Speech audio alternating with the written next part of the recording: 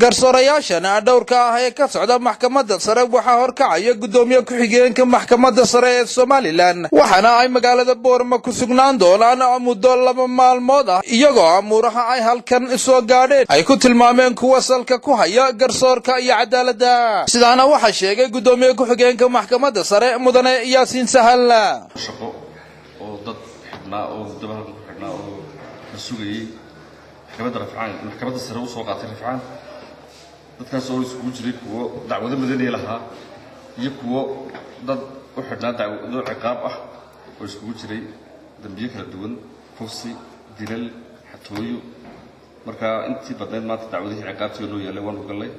waan dhageysanay go'aano ka soo saari doonaa waxaan noo harsan oo bari galna dacwado 2 ciqaab ah iyo wixii madani loo yeelay oo idil bari tuuray in kala aan rajeynayno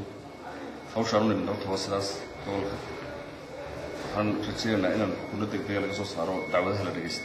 mar kale gudoomiye ku-xigeenku waxa uu gaashaanka u daruuray in haba yaraatee ay jirto cabashooyin sharciga waafaqsan oo lagaga cabanayo baahda garsoorka balse tani bedelkeeda waxa uu qiray inay jiraan kiisas badan oo dil ah oo la xukumay balse fulintoodu ay weli tahay mid laalan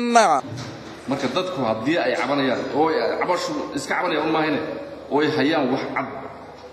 oo garsoorka ka cabanayaan qoraal iyadoo ah soo jeesta waddanka oo dhan ay taakisanta dilal badan oo waxa jira aan la fulin xukuumadaasi oo aan wala filota lama fulin marka ka hadalo lama fulin way xireen waa run wax qarsoona ma laakiin waxa uu xireen wax kala ma wasidii qorshe midaysan looga yeelan lahaa waqtigii la fulin lahaa si kastaba ha ahaatee maalinta bari ah mas'uuliyiintani waxay ku sugnaan doonaan magaalada Boorama waxaana lagu wadaa inay goob joog u noqdaan xil wareejin lagu samaynayo mid ka mid ah maxkamadaha garsoorka ee gobolka Awdal Cabdulla Ali Yusuf